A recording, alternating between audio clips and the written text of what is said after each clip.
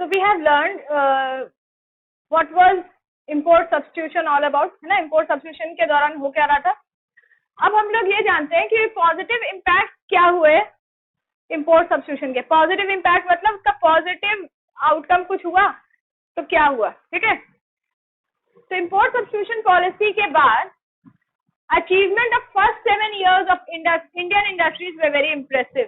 ठीक है. ऐसा माना जाता है कि फर्स्ट 7 years जो थे, फर्स्ट 7 years बहुत इम्प्रेसिव थे इम्पोर्ट सब्स्टिट्यूशन की पॉलिसी आने के बाद. ठीक है. क्या क्या चीजें हुई, लेट्स डिस्कस. अच्छा, जो इम्प्रेसिव थी वो किससे रिलेटेड थी? इंडस्ट्रियल सेक्टर की बात हो रही है यहाँ पे. ठीक है. तो इंडियन इंडस्ट्रीज में क्या क्या पॉजिटिव चेंज हुआ, यही मेजर इसका, क्योंकि ये जो इम्पोर्ट सब्स्टिट्यूशन ये पूरी तरह से किस पे फोकस था, डेवलपमेंट ऑफ इंडियन इंडस्ट्रीज. ठीक है. तो उसमें क्या क्या पॉजिटिव चेंजेस हुए, लेट्स सी.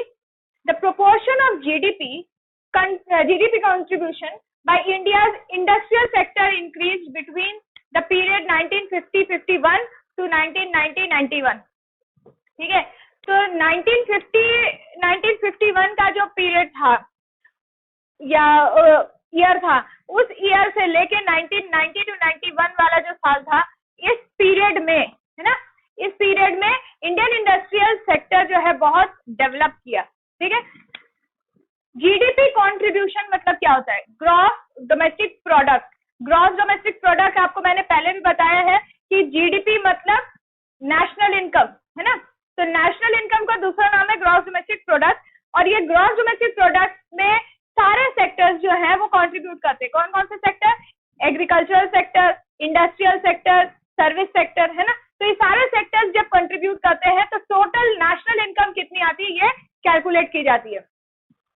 तो ये जो जीडीपी है, इसमें इंडस्ट्रियल सेक्टर का कंट्रीब्यूशन पहले बहुत पुअर था. क्यों? क्योंकि इंडस्ट्रीज तो पूरी बेकार हो गई थी इंडिया की. तो सबसे मेजर कंट्रीब्यूशन कहाँ से आ रहा था? एग्रीकल्चर से, क्योंकि India was basically an agricultural country at that time, और एग्रीकल्चरल प्रोडक्ट ही एक्सपोर्ट भी होते थे, है ना. लेकिन अब क्या हो गया, इंडस्ट्रियल सेक्टर जब डेवलप हुआ, है ना, बिटवीन 1951 टू 1991, है ना, इस पीरियड में जीडीपी में यानी नेशनल इनकम में जो इंडस्ट्रियल सेक्टर था उसका कंट्रीब्यूशन मेजरली बढ़ गया, काफी बढ़ गया, है ना. And growth rate of industrial sector was 6%, which was admirable. Admirable मतलब बहुत इंप्रेसिव था. इंडस्ट्रियल सेक्टर खुद में 6% की रेट से बढ़ा, है ना, ग्रो किया. हर साल 6% के रेट से उसमें ग्रोथ देखी गई इंडस्ट्रियल सेक्टर में. और इंडस्ट्रियल सेक्टर का जो कंट्रीब्यूशन था नेशनल इनकम में, वो भी बहुत इंप्रेसिवली इंक्रीज हुआ. Okay. So this was the first positive change. Industrial sector was not limited to cotton, textiles and jute. पहले इंडिया की इंडस्ट्री का नाम लेते ही सब लोग बोलते थे कॉटन एंड जूट, है ना, क्योंकि इंडिया की इंडस्ट्री में अगर कुछ बन रहा था तो कॉटन और जूट ही बन रहा था उस दौरान. बाद में जब इंपोर्ट सब्स्टिट्यूशन आया, है ना, तो इंडिया की इंडस्ट्रियल सेक्टर में वैरायटी देखी गई, है ना, डाइवर्सिफिकेशन देखा गया. डाइवर्सिफिकेशन मतलब हर अलग अलग तरीके की चीज देखी गई, है ना, अलग अलग तरीके की कमोडिटीज बनने लगी इंडिया में. क्या क्या बनने लगा? Now it also include engineering goods and a wide range of consumer products. तो पहले सिर्फ जो कॉटन और जूट बनता था इंडिया में, अब यहाँ पे इंजीनियरिंग गुड्स भी बनने लगा. इंजीनियरिंग गुड्स मतलब वही कैपिटल गुड्स, है ना, यहाँ मशीनरी वगैरह भी बनने लग गई. उसके अलावा यहाँ पे wide range of consumer products. Consumer products मतलब जो रोज डे टू डे लाइफ में सारे लोग कंज्यूम करते हैं, जैसे कि सपोज करिए सोप, सपोज करिए टूथपेस्ट, है ना, एंड सो मेनी थिंग्स जो आप रोज डेली यूज में यूज करते हैं, है ना, एवरीडे प्रोडक्ट जो है. तो ऐसे कंज्यूमर प्रोडक्ट्स भी जो पहले इंडिया में बनते ही नहीं थे या बहुत कम थे, वो भी इंडिया में अब बनने लगे. ठीक है. तो कॉटन और जूट तो बनता ही था, लेकिन उसके अलावा बहुत सारी एरियाज में इंडस्ट्रीज जो है फंक्शन करने लगी. कई वेराइटी ऑफ प्रोडक्ट्स इंडिया में बनना शुरू हो गए. This was the second big impact. Next is industrial sector became diversified mainly due to public sector, है ना. अब पब्लिक सेक्टर क्या होता है? पब्लिक सेक्टर आप शुरू से क्लास 10 में इकोनॉमिक्स में भी आपने शायद पढ़ा था कि पब्लिक सेक्टर जो है इट मींस गवर्नमेंट का ओनरशिप, है ना, गवर्नमेंट का ओनरशिप इन इंडस्ट्रीज।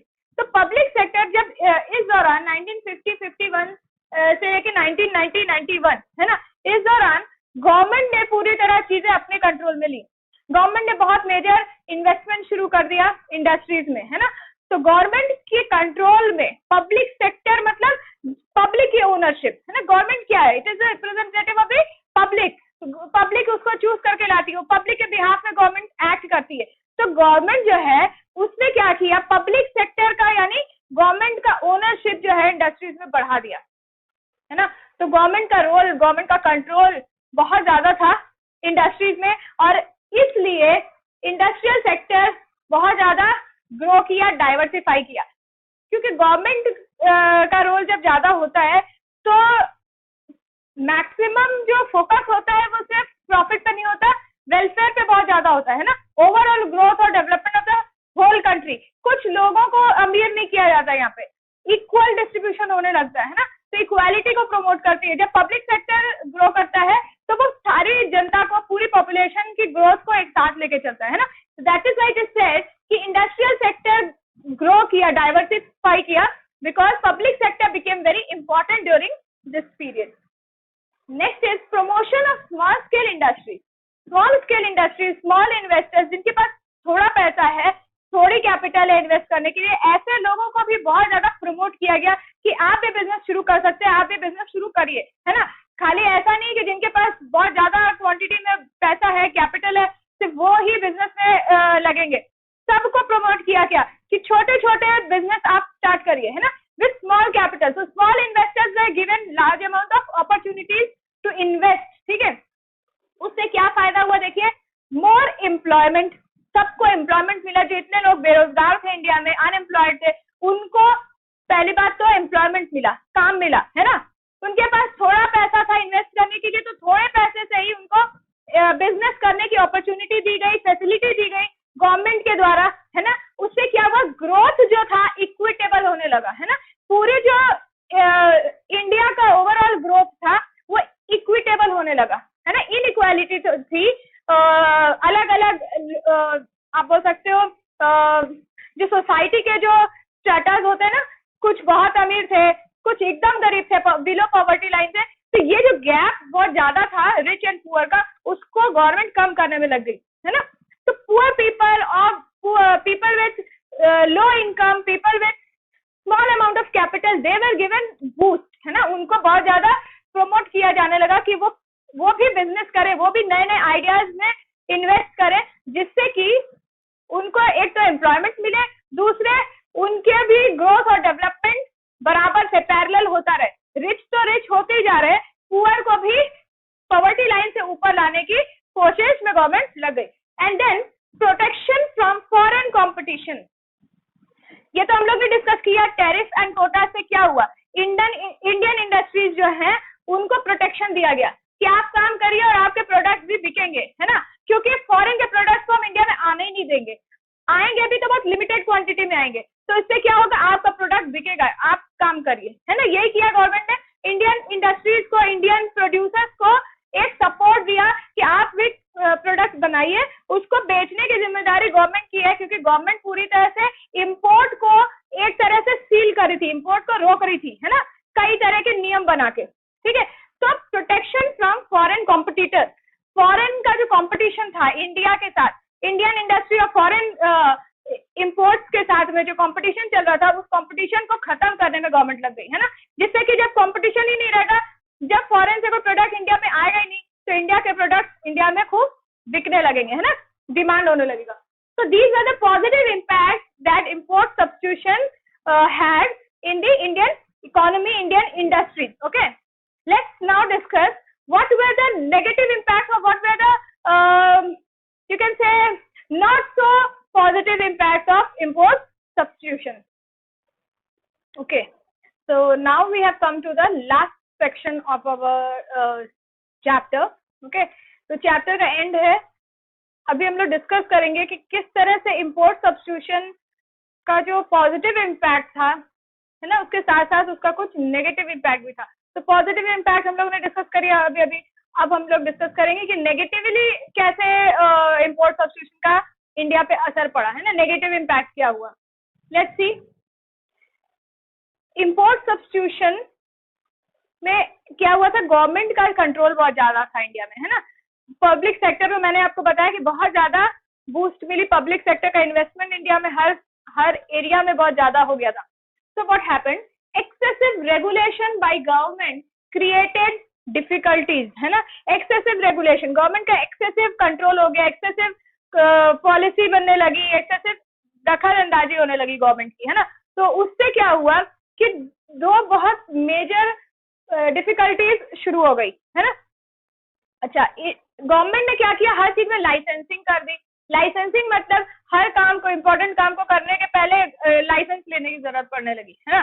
तो लाइसेंसिंग से गवर्नमेंट का तो फायदा हो गया, गवर्नमेंट का जो कंट्रोल था, मॉनिटरिंग थी, मॉनिटरिंग मतलब गवर्नमेंट हर चीज को अपनी नजर में रखती थी ना कि कैसे काम हो रहा है, अच्छे से हो रहा है कि नहीं, कंट्रोल एंड मॉनिटरिंग, ये तो सक्सेस होने लगा। इस पे गवर्नमेंट का पूरा यू कैन से गवर्नमेंट हैड फुल कंट्रोल, है ना। लेकिन लाइसेंसिंग से ओवरऑल दो बहुत मेजर डिफिकल्टी शुरू हो गई। क्या हुई, पहला है मिसयूज ऑफ लाइसेंस, है ना। Misuse of licence by whom, कि जिन्होंने लाइसेंस लिया था वो लाइसेंस का मिसयूज करने लगे। लाइसेंस दिया क्यों जा रहा था, लाइसेंस दिया जा रहा था इंडस्ट्रीज को शुरू करने के लिए, है ना, इंडस्ट्रीज को बनाने के लिए, प्रमोट करने के लिए। लेकिन लाइसेंस जिन लोग ने लिया था वो उस लाइसेंस का मिसयूज कर रहे थे। क्या कर रहे थे वो लोग, क्या करते थे कि एक छत्र राज अपना करने लगे थे और नई फर्म्स को कंपटीशन में आने से रोकने लगे थे। तो instead of trying to use the licence for a positive purpose, licence को सही तरीके से यूज करने के बजाय, जिस पर्पस के लिए लाइसेंस दिया उस पर्पस के लिए यूज करने के बजाय, उनका पूरा का पूरा फोकस कहाँ हो गया, अपने कॉम्पिटिटर्स को आने ही नहीं देना है ना, अपना खुद का राज करना है खाली। इंडस्ट्रीज में जिन लोगों को, दो चार लोगों को लाइसेंस सपोज करिए मिला, तो वो दो चार लोग चाहते हैं कि सिर्फ हम ही लोग रहे इंडस्ट्री में, हम ही लोग रूल करें, no one new should enter the competition. Okay, तो this was the misuse of license. नए नए फर्म्स को, नई इंडस्ट्रीज को, नए कैपिटलिस्ट जिनके पास पैसा है उनको इन्वेस्टमेंट का मौका ही नहीं दिया जा रहा था। क्यों? क्योंकि जो पहले से लाइसेंस होल्डर्स थे वो लोग वहां पे रूल कर रहे थे, मोनोपोली हो रही थी उनकी, ठीक है।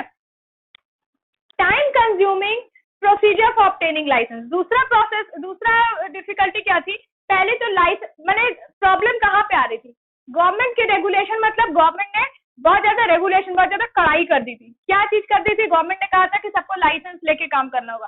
तो लाइसेंस लेने के कारण दो परेशानी आ रही थी, एक तो लाइसेंस का ही मिसयूज हो रहा था, दूसरा लाइसेंस लेने का जो प्रोसीजर था वो इतना लेंदी था, इतना टाइम कंज्यूमिंग था, इतना ज्यादा उसमें डॉक्यूमेंटेशन की जरूरत थी, है ना। तो बहुत ज्यादा लंबा प्रोसेस था, इतना मैंने प्रोसेस डिफिकल्ट प्रोसेस था टू ऑब्टेन द लाइसेंस। तो उसके कारण भी परेशानी आने लगी, लोग लाइसेंस लेने जाओ तो उसमें इतना डिफिकल्टी आ रही है ना। क्या डिफिकल्टी है, एक तो मोनोपोलीज जो थी, है ना, मोनोपोलीज मतलब जो ऑलरेडी लाइसेंस होल्डर्स थी, अब नए लोगों को लाइसेंस या तो कंपटीशन में आने नहीं दिया जा रहा था पहली बात, और अगर वो आ रहे थे, वो चाह रहे थे कि लाइसेंस मिले, तो लाइसेंस मिलने में ही उनको इतनी दिक्कत, इतनी देरी हो रही थी।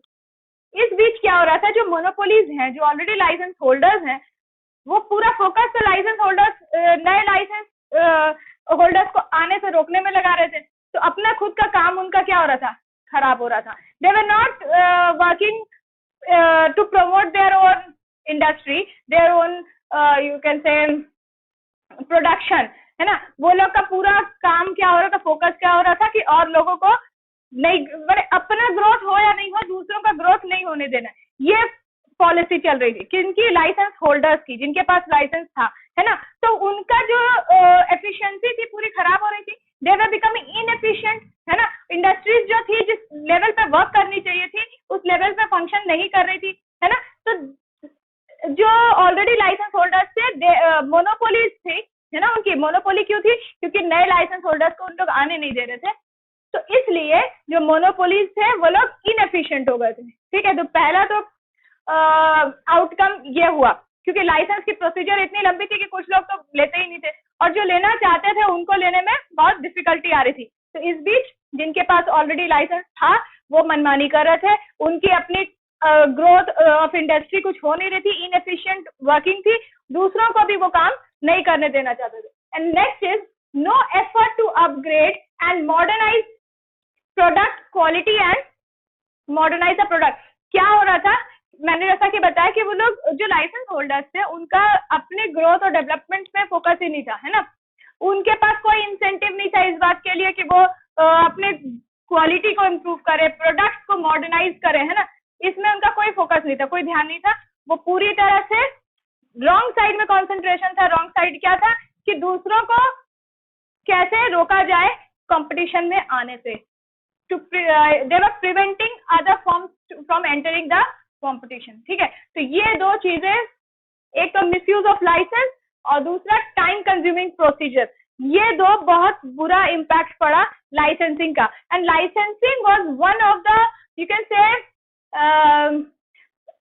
One of the outcome of import substitution. Import substitution को रोकने के लिए गवर्नमेंट ने बहुत सारा कोटा, टैरिफ, लाइसेंस, ये सब पॉलिसीज निकाली, है ना। तो लाइसेंसिंग से गवर्नमेंट को फायदा ये हुआ कि उसका कंट्रोल तो प्रॉपर हो गया, है ना।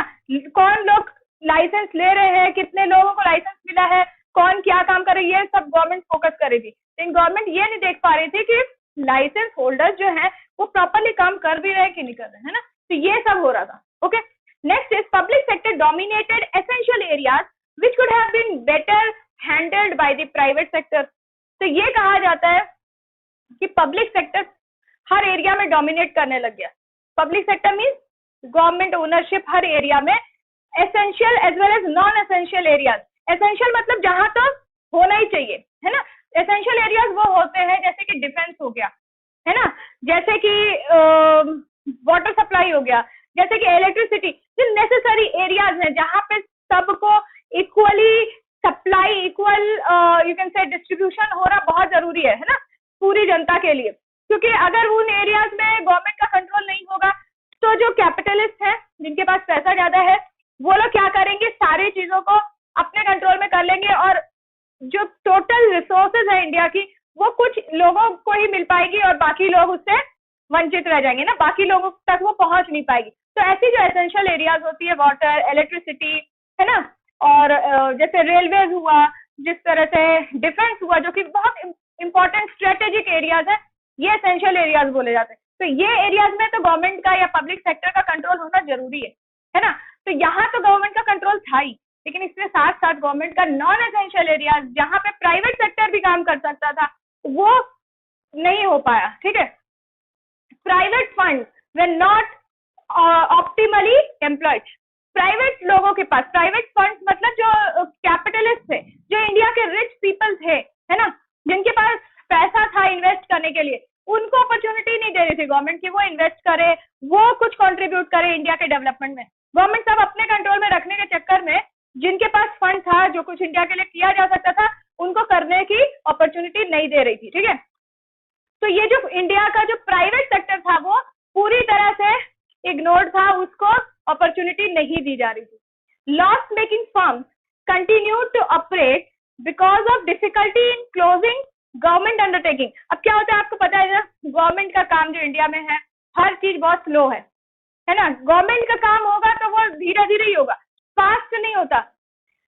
तो जब क्लोजर की बात आती है, लॉस मेकिंग इंडस्ट्रीज हो गई, बहुत सारे फर्म जो थी वो सिक यूनिट्स बन गई, प्रॉफिट हो ही नहीं रहा है ना, कोई काम ढंग से नहीं हो रहा है, लॉस हो रहे, सालों साल से लॉस में पड़ी है, कोई भी तरह का उसमें पॉजिटिव चेंज नहीं आ रहा है, लेकिन फिर भी कंटिन्यू टू फंक्शन, फिर भी वो काम किए जा रही मतलब बंद नहीं हो रही। क्यों नहीं बंद हो रही है? क्योंकि बंद करने का जो प्रोसीजर भी है ना, गवर्नमेंट कंपनीज को बंद करने का जो प्रोसीजर है वो भी इतना टीडियस है, इतना लंबा चौड़ा है, इतना बेकार प्रोसीजर है कि उसको अवॉइड करने के लिए, है ना, उसको अवॉइड करने के लिए वो अभी तक काम में लगी हुई है ना। भले कुछ हो नहीं रहा है लेकिन रिसोर्सेज को वेस्ट किया जा रहा है।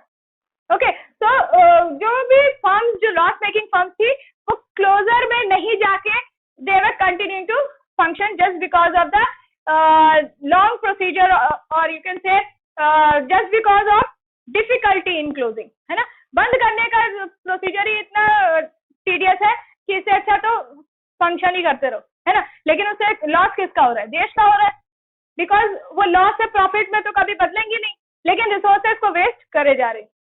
Monopoly of public sector in non essential areas was criticise. जो बड़े बड़े स्कॉलर्स थे, इकोनॉमिस्ट थे, थिंकर्स थे, वो क्रिटिसाइज करने लगे किस चीज को, गवर्नमेंट की पॉलिसीज को और गवर्नमेंट को, कि गवर्नमेंट क्यों, पब्लिक सेक्टर क्यों इतना ज्यादा डोमिनेट कर रहा है हर एरियाज में। उनका कहना था कि नॉन एसेंशियल एरियाज जो है, जो ऐसे एरियाज है जहां पे पब्लिक सेक्टर की जरूरत नहीं है, वहां पे पब्लिक सेक्टर क्यों इन्वॉल्व हो रहा है, वहां पे क्यों इतना ज्यादा पब्लिक सेक्टर का डोमिनेंस है। डोमिनेंस मतलब राज, एक छत्र राज, है ना। तो क्यों पब्लिक सेक्टर हर जगह घुस रहा है, उसको चाहिए कि वो सिर्फ एसेंशियल एरियाज में काम करे और नॉन एसेंशियल एरियाज में अपॉर्चुनिटी प्राइवेट सेक्टर को मिलनी चाहिए, जिससे कि प्राइवेट सेक्टर में जो फंड है उसको भी यूटिलाइज किया जाए, उनकी जो स्किल है, उनके जो एक्सपीरियंस है, उनके जो भी रिसोर्सेज है उसको यूटिलाइज किया जाए देश के लिए। लेकिन ये किसका सोच था, ये सोचना था थिंकर्स का, स्कॉलर्स का, लेकिन ऐसा प्रैक्टिकली हो नहीं रहा था। गवर्नमेंट क्या कर रही थी, वो पूरी तरह से अपना कंट्रोल करने के चक्कर में प्राइवेट सेक्टर को मौका नहीं दे रही थी। तो essential as well as non essential areas both were fully under control of the government, which was criticized by the scholars. ठीक है, so these were the impacts, you can say negative impacts of import substitution policy, inward looking policy, है ना। तो positive impact हम लोगों ने देखा कि एक्सपोर्ट बढ़ा, है ना। ड्यूरिंग 1950 टू 1991 का जो टाइम स्पैन था, पीरियड था, उसमें एक्सपोर्ट डाइवर्सिफाई भी हुआ, है ना, उसकी कॉम्पोजिशन बदली, हेवी इंडस्ट्रियलाइजेशन हुआ, बहुत सारे पॉजिटिव इम्पैक्ट हुए। लेकिन नेगेटिव इम्पैक्ट ये सारे हुए, और सबसे मेजर ये था कि जिस हिसाब से ग्रोथ होना चाहिए था, growth was impressive but it was not up to the level at which it was expected, है ना। जैसा एक्सपोर्ट का ग्रोथ होना चाहिए था वैसा नहीं हुआ, है ना। तो इसीलिए गवर्नमेंट को बहुत ज्यादा ऐसा लगने लगा कि एक मेजर इकोनॉमिक रिफॉर्म लाना बहुत जरूरी है ना। This was not sufficient for India to grow, to become, to change from a under developed country to a developing country. India को अंडर डेवलप्ड कंट्री से या पुअर कंट्री से एक वेल्दी नेशन बनने के लिए या डेवलपिंग नेशन बनने के लिए जो मेजर चेंज चाहिए था, जो मेजर ग्रोथ चाहिए था, डेवलपमेंट चाहिए था, वो नहीं मिल रहा था। वो मिलने के लिए इकोनॉमिक रिफॉर्म, ओवरऑल चेंज लाना बहुत जरूरी था, ठीक है। और इसीलिए 1991 जो ईयर था वो बहुत major, you can say eventful year था, because new economic reforms, new economic policy, जो हम लोग का नेक्स्ट चैप्टर है, हम लोग डिस्कस करेंगे, ठीक है। तो नए इकोनॉमिक रिफॉर्म्स आए, बहुत मेजर चेंजेस आए इकोनॉमिक रिफॉर्म्स में, है ना। इकोनॉमिक पॉलिसीज में रिफॉर्म मीन्स चेंजेस, है ना, रिफॉर्मिंग। इकोनॉमिक पॉलिसीज फिर से चेंज हुई, उसमें बहुत ज्यादा मेजर, यू कैन से जिन फोकस जहां एरिया था, वो फोकस एरियाज को चेंज किया गया, ठीक है। तो ये कब हुआ, ये हुआ 1991 से न्यू इकोनॉमिक पॉलिसी जब आई, ठीक है। So that will be discussed in our next chapter. So this chapter is over from my side. Okay. If you have any doubt, you go through this the videos as well as the notes. Solve all the questions that you have in your book, as well as the questions that I will be giving. And then, if you still face any difficulty, you can ask me. Okay. Thank you.